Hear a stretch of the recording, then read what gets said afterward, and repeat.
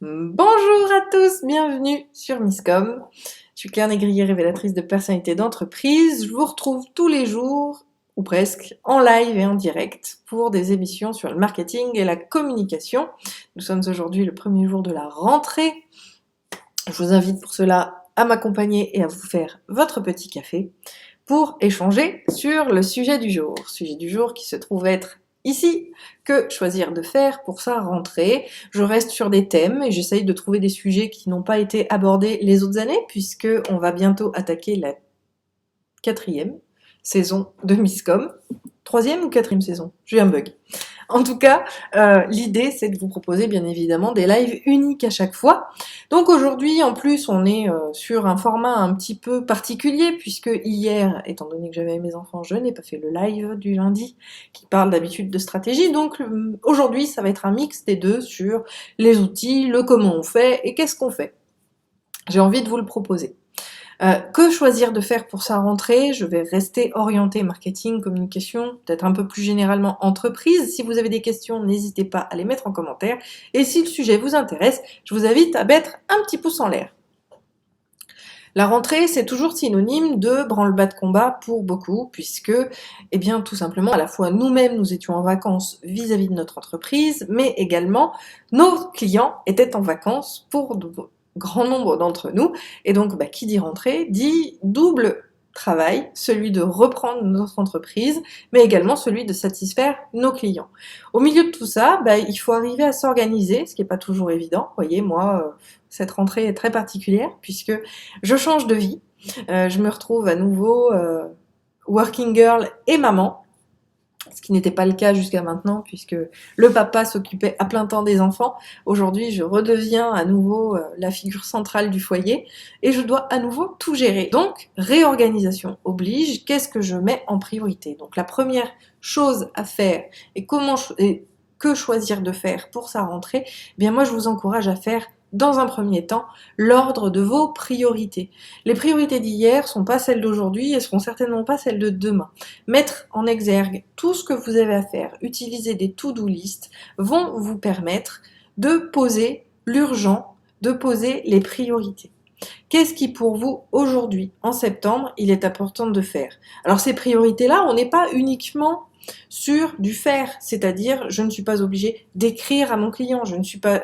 Si, je suis quand même obligée de faire le travail sur lequel je suis missionnée, mais sur vos actions à vous, quelles sont vos priorités? Si vous avez été invisible à cause du Covid, votre objectif premier et votre impératif dans l'ordre ne va pas être celui de vendre quelque chose, mais d'être à nouveau visible.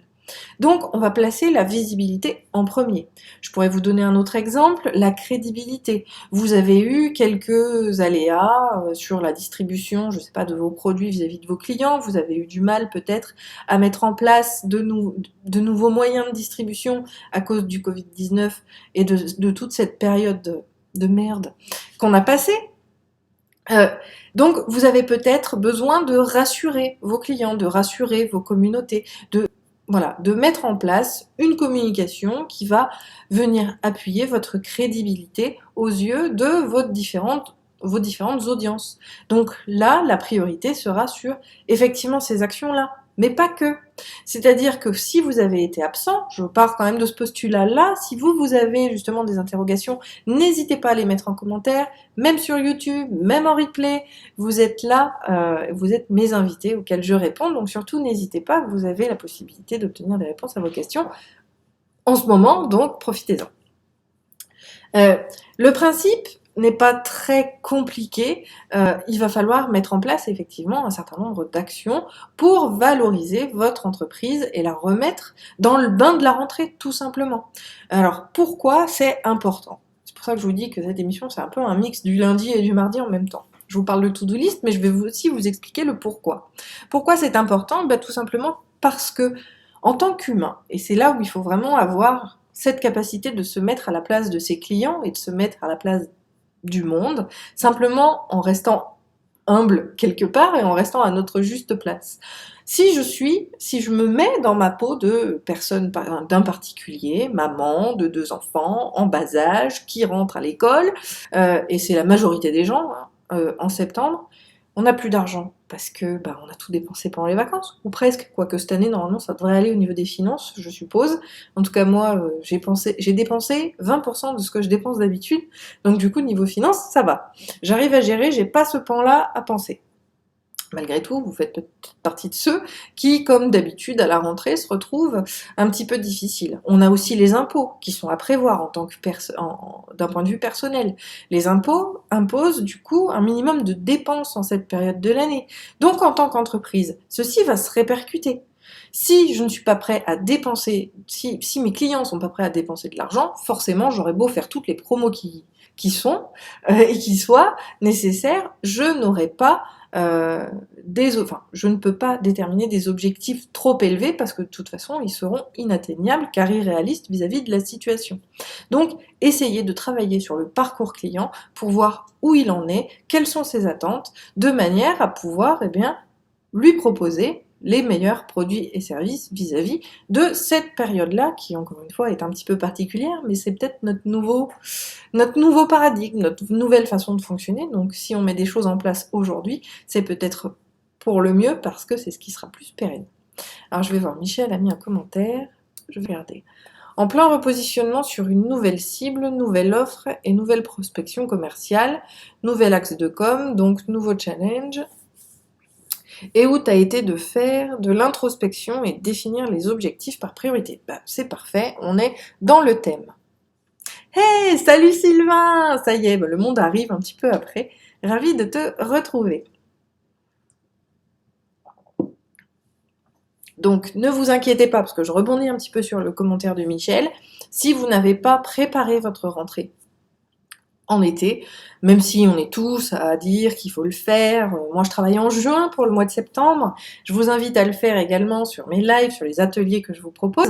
Mais on n'est pas tous aussi prévenants, à la fois pour soi, pour son activité ou pour les autres. Donc, c'est toujours bon de le faire maintenant. C'est vraiment quelque chose d'important. C'est pas parce que ce n'est pas fait qu'il ne faut plus le faire, puisque c'est ce qui va permettre d'engager votre communauté. Et quand je parle de communauté, c'est pas uniquement les réseaux sociaux, je parle de vos clients, je parle de vos prospects, je parle de vos fournisseurs, je parle de toutes les différentes cibles que vous pouvez avoir. Vraiment, l'idée, ça va être donc, 1, d'identifier les priorités, on l'a vu. 2, je vous invite à trouver les leviers qui vont pouvoir vous permettre de mettre un coup d'accélérateur. Donc on a les priorités qui définissent les objectifs, mais pour moi priorité c'est un peu plus fort que objectif, et on n'est pas sur les objectifs de com, mais comme je vous le disais, si vous voulez vraiment retravailler sur votre crédibilité parce que vous avez été absent par rapport à la période Covid, sanitaire, plus vacances derrière, l'idée va être de gagner en visibilité. Donc si vous souhaitez gagner en visibilité, vous allez trouver des actions, réfléchir, et c'est là il faut vraiment il faut arrêter d'être dans l'action tout le temps, il faut prendre du recul, il faut prendre de la distance, il faut prendre le temps de poser les choses. Qu'est-ce qui, pour votre business, va vous permettre d'avoir un coup d'accélérateur? Je vous laisse répondre à cette question-là. Je vais faire un petit blanc de quelques secondes pour vous donner une réponse toute simple juste après. Petite info pour ceux qui me rejoignent, qui me retrouvent en live ou en replay, n'hésitez pas à mettre en commentaire justement vos questions, vos interrogations, vos réflexions pour qu'on puisse échanger sur le sujet et puis donner vie à de nouveaux lives sur des sujets qui sont intéressants pour vous. Donc, la réponse à la question va être de trouver des partenaires. C'est con à dire. Oui, j'ai dit con en live et sur mes vidéos sur YouTube. C'est pas grave, je suis moi, je m'assume. Trouver des partenaires va vous permettre de gagner énormément de temps. Alors, j'appelle ça partenaire. En marketing, on appelle ça du co-branding. Faire du co-branding, s'associer à quelqu'un pour pouvoir gagner. Encore une fois, je prenais l'exemple de la crédibilité ou du développement de la visibilité. Ça va vraiment vous permettre d'exploser cette visibilité-là. Alors, exploser est un bien grand mot. Ceci s'étudie. C'est quelque chose qui fait que moi-même, Je n'aime pas m'inscrire aux événements de certains entrepreneurs parce que je ne vois que le business model du truc et pas du tout le contenu qui est proposé et je trouve que ça met à mal. Mais trouver des partenaires qui vont pouvoir vous aider à gagner en visibilité parce qu'ils ont une audience, c'est exactement ce que font les influenceurs et même si on n'est pas influenceur, on peut le faire également. Vous cherchez à gagner en visibilité vis-à-vis d'un nouveau projet, je pense à Sylvain notamment. Vous allez pouvoir vous associer à quelqu'un qui pourrait être un partenaire. Alors, comme je dis, c'est des corrélations. On va pas chercher un concurrent parce que sinon, c'est pas intéressant. On va chercher quelqu'un, finalement, qui pourra répondre à un besoin qui sera connexe au nôtre et qui pourra justement permettre d'approfondir, pourquoi pas, un point. Je vous donne un exemple. Parmi eux, j'ai une de mes clientes, j'ai décidé cette année de l'inviter déjà.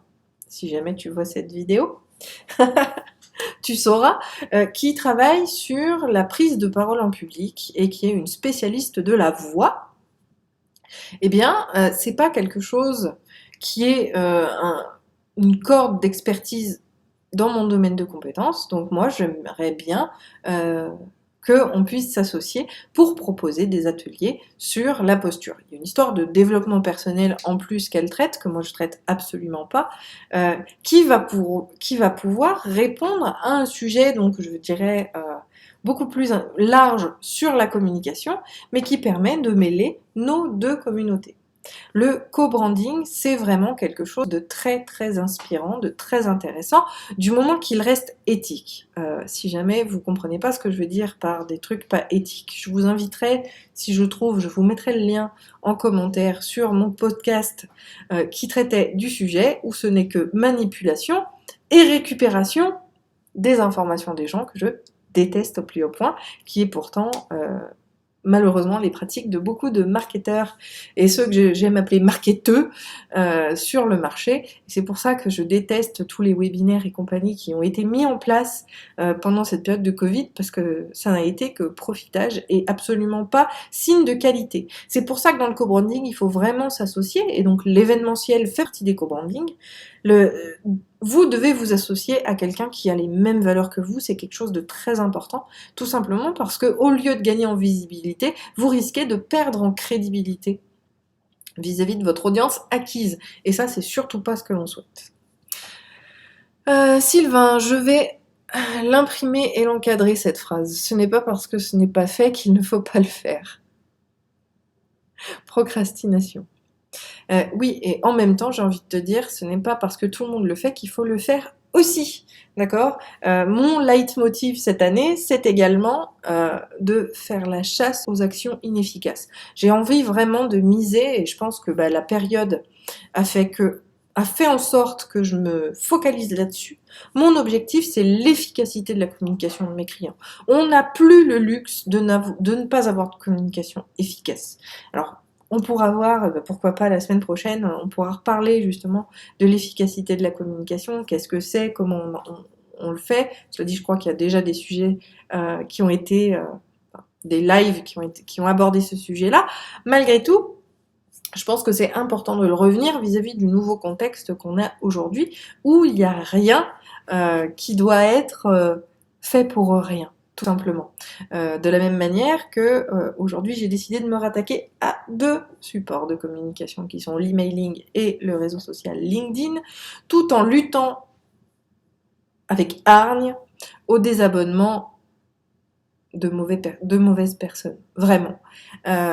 Personnellement, j'ai décidé de rattaquer l'email, et je me retrouve enclin, malheureusement, à des désabonnements qui me bloquent mon compte, tout simplement parce que les gens sont là pour profiter de mes contenus, mais n'en ont rien à péter. Et le problème, c'est que ça non seulement baisse notre crédibilité, mais ça va baisser notre score sur Internet, et ça a énormément d'impact. Donc avoir un meilleur ciblage va être quelque chose de très important. Tout comme d'ailleurs le futur atelier que j'ai décidé, ce sera une petite masterclass je pense, parce qu'il faudra plus de 4 heures pour pouvoir la gérer, mais on fera une masterclass dédiée justement à l'emailing, au tunnel de vente et à tout ça.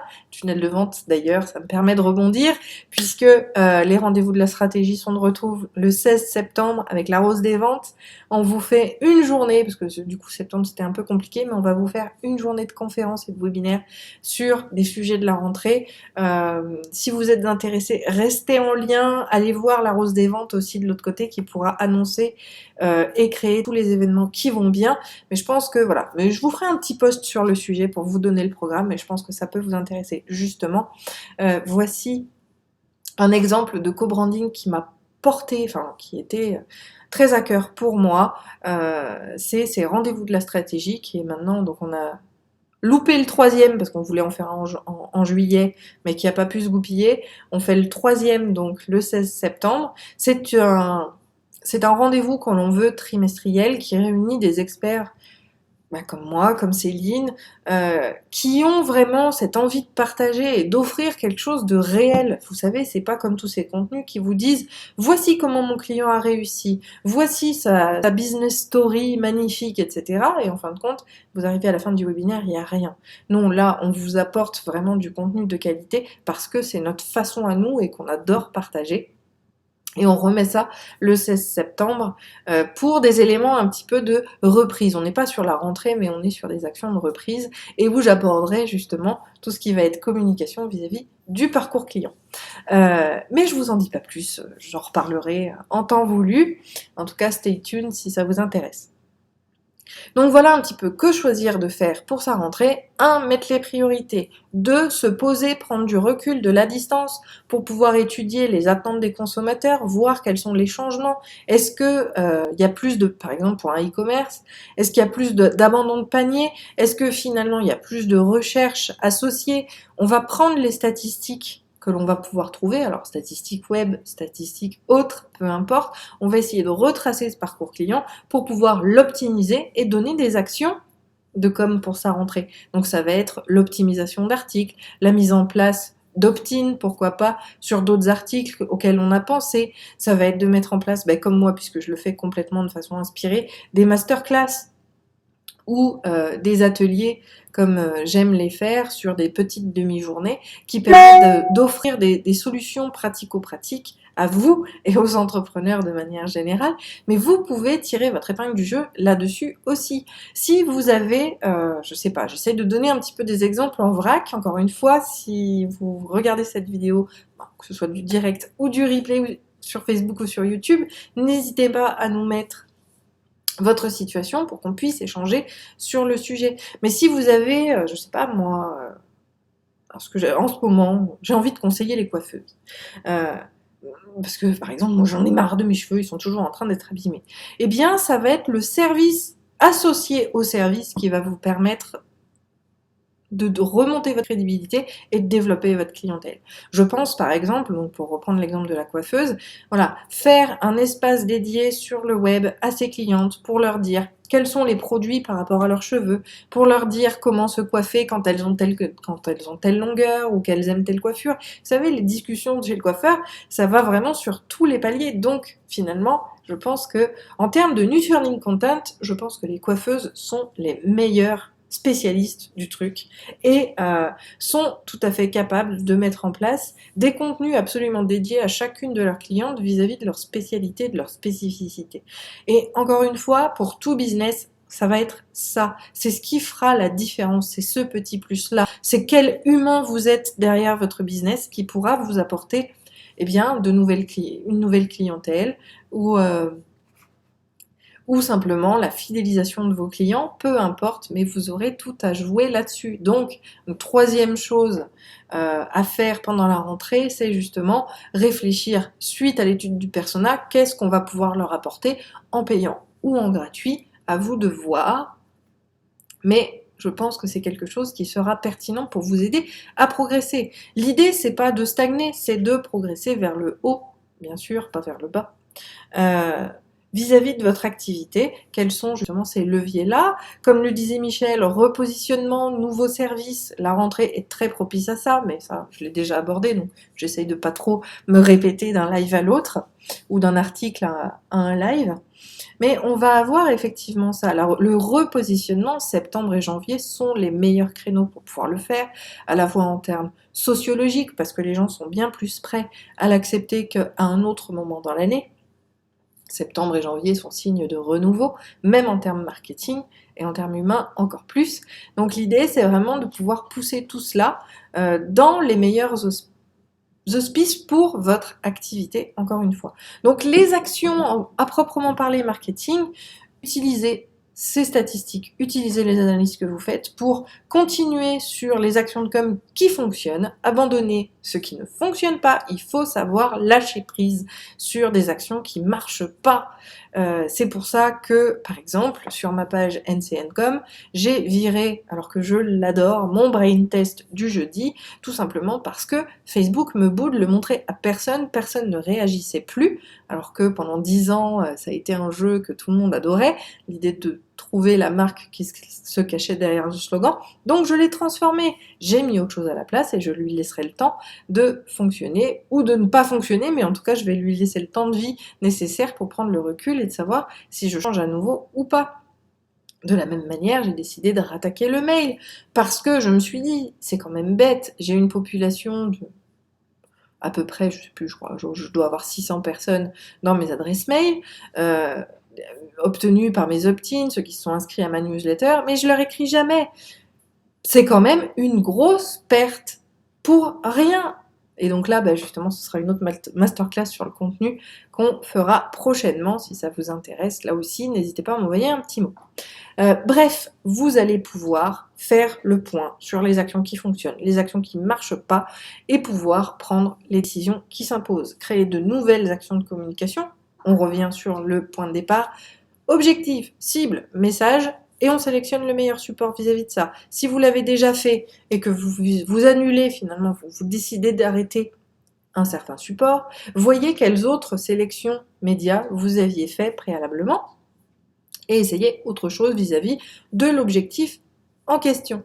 Vous allez pouvoir faire ça car à la rentrée, les gens sont beaucoup plus souples et accepteront bien davantage d'erreurs que à d'autres périodes de l'année. Encore une fois, septembre et janvier sont plus difficiles sur le terme de vente parce que les gens sont pas du tout en mode achat, d'accord, pour des raisons financières, pour des raisons organisationnelles parce qu'ils n'ont pas du tout la tête à ça.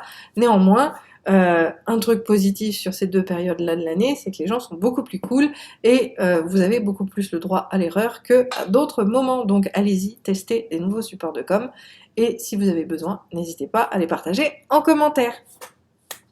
Sur ce, je crois que j'ai fait le tour. Je n'ai pas vu de questions, donc j'espère vraiment que le sujet vous aura intéressé. Jeudi, je ne sais pas encore ce que je vais vous proposer. Si vous avez des idées, n'hésitez pas à me les envoyer. Et puis, si j'ai d'autres idées qui me viennent, vous les retrouvez dans l'article associé à cette vidéo. Je vous souhaite une très bonne journée, une très bonne reprise. Je suis vraiment ravie de vous retrouver et je vous dis à jeudi. Oui, parce qu'on est déjà mardi. Bye!